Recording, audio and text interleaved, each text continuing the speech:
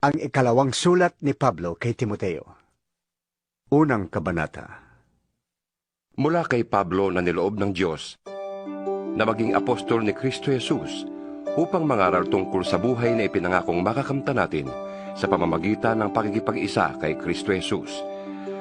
Kay Timoteo na minamahal kong anak, sumayo nawa ang pagpapala, habag at kapayapaang mula sa Diyos Ama at kay Kristo Jesus na ating Panginoon. Nagpapasalamat ako sa Diyos na aking pinaglilingkuran ng tapat, gaya ng ginawa ng aking mga ninuno. Tuwing inaalala kita sa aking panalangin araw at gabi, sabik na akong makita ka upang malubos ang aking kagalakan. Lalo na kapag naaalala ko ang iyong pagluha. hindi ko nalilimutan ang tapat mong pananampalataya na unang tinaglay ng iyong lolang si Loida at ng iyong inang si Eunice. Natitiyak kong nasa iyo ang pananampalatayang ito. Dahil dito, ipinapaalala ko sa iyo na gamitin mong mabuti ang kaloob na ibinigay sa iyo ng Diyos nang ipatong ko sa iyo ang aking mga kamay. Sapagkat ang espiritong ibinigay sa atin ng Diyos ay hindi espiritu ng kahinaan ng loob, kundi espiritu ng kapangyarihan, pag-ibig at pagpipigil sa sarili. Kaya't huwag kang mahihiyang magpatotoo tungkol sa ating Panginoon. At huwag mo rin akong ikahihiya na isang bilanggo alang-alang sa Kanya. Sa halip, makihati ka sa pagtitiis para sa magandang balita. Umasa ka sa kapangyarihan ng Diyos na nagligtas at tumawag sa atin upang tayo'y maging bayan niya. Ginawa niya ito hindi dahil sa anumang nagawa natin, kundi ayon sa Kanyang layunin at kagandahang loob. Ito'y ibinigay na niya sa atin sa pasimula pa, sa pamamagitan ni Kristo Jesus. Ngunit ito'y nahayag na ngayon, nang dumating si Kristo Jesus na ating tagapagligtas. Winakasan niya ang kapangyarihan ng kamatayan at inihayag ang buhay na walang hanggan sa pamamagitan ng magandang balita. Dahil sa magandang balitang ito, ako'y ginawang tagapagbalita, apostol at guro. At iyan ang dahilan kaya ako nagdurusa ng ganito.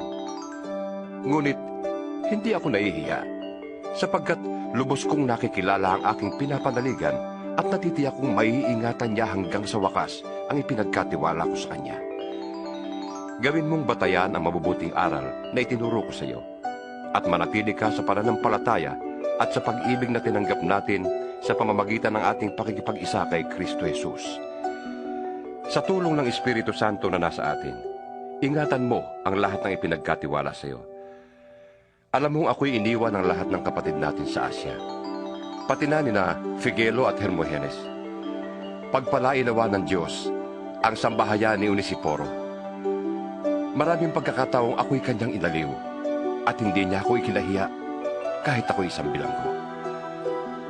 Sa katunayan, pagdating niya sa Roma, pilit niya akong hinanap hanggang sa ako'y kanyang matagpuan.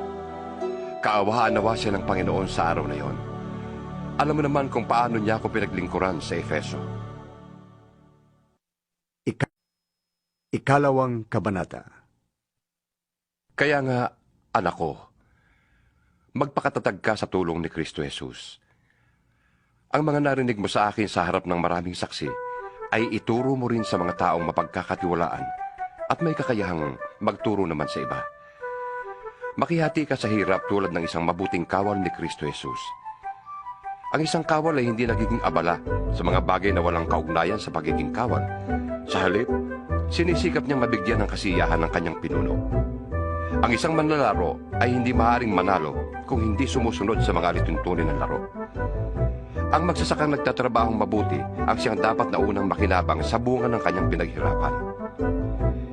Isipin mong mabuti ang sinasabi ko sa iyo at ipapaunawa sa iyo ng Panginoon ang lahat ng ito.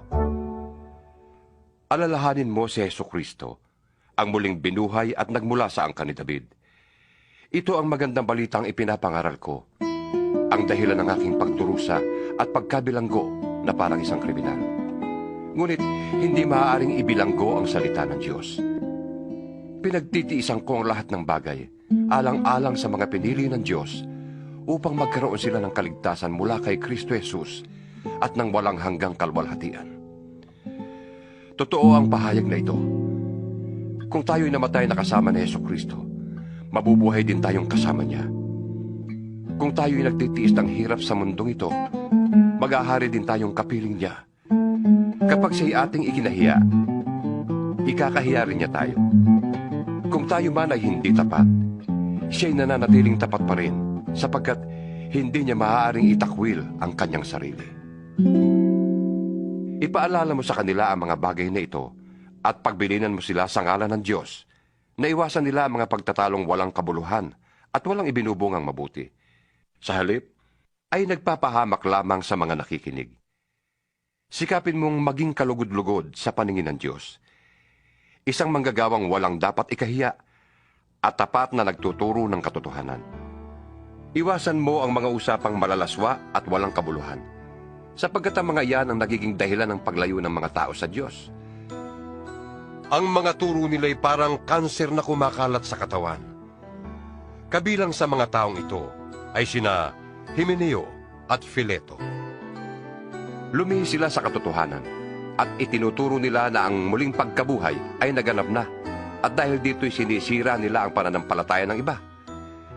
Ngunit matibay ang pundasyong itinatag ng Diyos, at doon nakatatag. Nakikilala ng Panginoon kung sino-sino ang tunay na Kanya, at ang bawat nagsasabing siya'y sa Panginoon ay dapat lumayo sa kasamaan. Sa isang malaking bahay ay may iba't ibang uri ng kasangkapan. May yari sa ginto o pilak, at meron namang yari sa kahoy o putik. May ginagamit para sa mga tanging okasyon, at meron namang pang-araw-araw. Ang sino mang lumalayo sa kasamaan ay katulad na sisidlang natatangi. Malinis at karapat-dapat gamitin ng may-ari para sa lahat ng mabuting gawain. Kaya nga, iwasan mo ang masasamang nasa ng kabataan. Pagsikapan mong maging matuwid, tapat, mapagmahal, at mapayapa, kasama ng mga taong may pusong malinis at tumatawag sa Panginoon. Iwasan mo ang mga walang kabuluhang pakikipagtalo, sapagkat alam mo namang nauuwi lamang yan sa mga pag-aaway. Ang lingkod ng Diyos ay hindi dapat makipag-away. Sa halip ay dapat siyang maging mabuti sa pakikitungo sa lahat. Mahusay magturo at matyaga. Mahinahon niyang itinutuwid ang mga sumasalungat sa Kanya.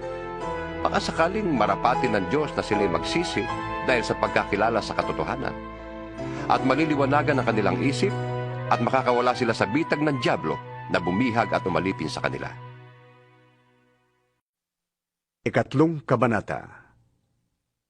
Dapat mong malaman na sa mga huling araw ay magkakaroon ng mga kahirapan. Ang mga tao ay magiging makasarili, sakim sa salapi, palalo, mapagmataas, mapagsamantala, suwail sa magulang, walang utang na loob at lapastangan sa Diyos. Sila'y magiging malupit, walang habag, mapanirang puri, marahas, mapusok, at namumuhi sa mabuti. Sila'y magiging mga taksil, pabaya, mayabang, mahilig sa kalayawan, at walang pagtingin sa Diyos. Sila'y magkukunwaring makadiyos, ngunit hindi naman nakikita ang kapangyarihan nito sa kanilang pamumuhay. Iwasan mo ang ganyang uri ng mga tao. May ilan sa kanila nagagamit ng panlilinlang upang makapasok sa bahay ng mga babaeng hangal. Ang mga babaeng ito'y pinapahirapan ng kanilang mga kasalanan at inaalipin ng sari-saring pagnanasa. Lahat na iibig matutuhan ng mga babaeng ito, ngunit kailan may di sila nakakaunawa. At tulad ni Hanes at Jambres na sumalungat kay Moises, sila ay sumasalungat din sa katotohanan. Wala silang iniisip na kabutihan at hindi tunay ang kanilang pananampalataya. Ngunit hindi magpapatuloy ang kanilang kasamaan, sapagkat makikita ng lahat ang kanilang kahangalan, gaya ng nangyari kina Hanes at Jambres. Ngunit sinunod mo ang aking itinuro sa iyo, ang aking ugali at layunin sa buhay. Tinularan mo ang aking pananampalataya, pagtityaga, pag-ibig at katapatan. Nasaksihan mo ang mga pag-uusig at paghihirap na dinanas ko sa Antioquia, Iconio at Listra. Napakahirap ng dinanas ko, ngunit sa lahat ng iyon ay iniligtas ako ng Panginoon.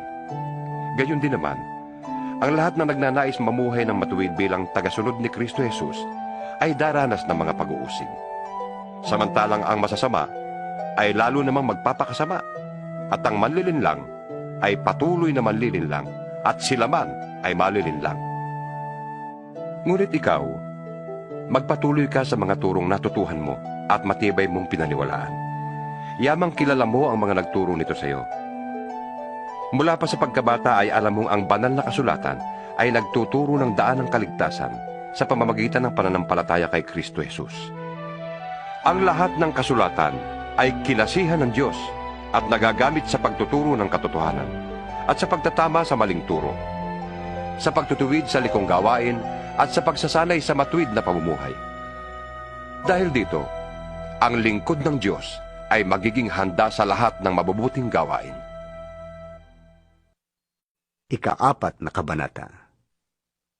Sa harap ng Diyos at ni Kristo Jesus na darating bilang hari at hahatol sa mga buhay at sa mga patay, inaatasan kitang ipangaral mo ang salita ng Diyos.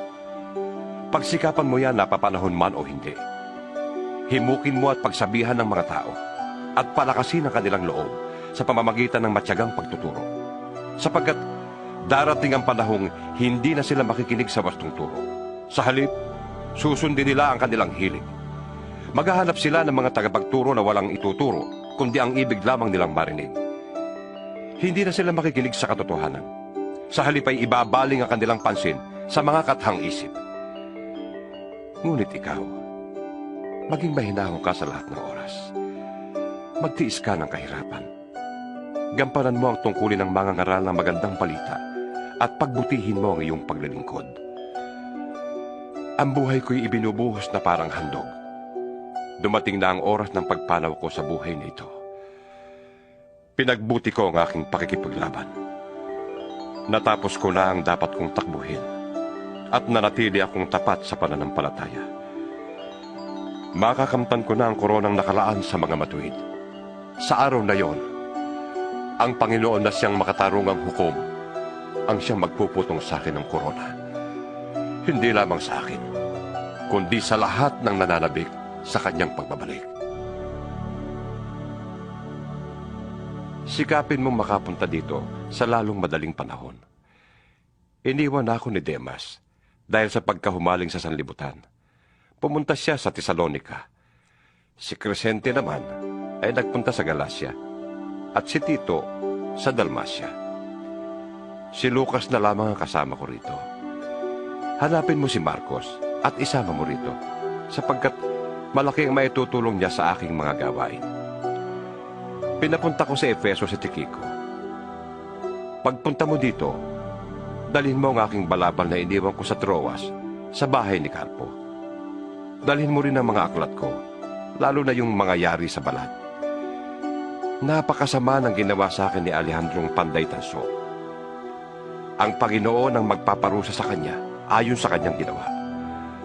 Mag-iingat ka sa kanya, sapagkat tutol na tutol siya sa ipinapangaral natin. Sa unang pagharap ko sa hukuman, ay walang sumama sa akin. Pinabayaan nila akong mag-isa. Patawarin nawa sila ng Diyos. Ngunit sinamahan ako ng Panginoon at binigyan ng lakas upang makapangaral ng lubusan sa lahat ng hintil. At ako'y naligtas sa tiyak na kamatayan. Ang Panginoon ang magliligtas sa akin sa lahat ng kasamaan. At siya rin ang maghahatid sa akin ng ligtas sa kanyang kaharian sa langit. Purihin nawa siya magpakailanman. Amen. Ikumusta mo ko sa mag-asawang Priscilla at Aquila at sa pamilya ni Onesiporo. Nagpaiwan sa Corinto si Erasto. Si Tropimo na may iniwan ko sa Mileto dahil may sakit siya. Pilitin mong makapunta dito bago magtaglamig. Kinukumusta ka ni na Eubolo, Pudente, Lino, Claudia at lahat ng mga kapatid. Naway sumaiyo ang Panginoon at pagpalain ka ng Diyos.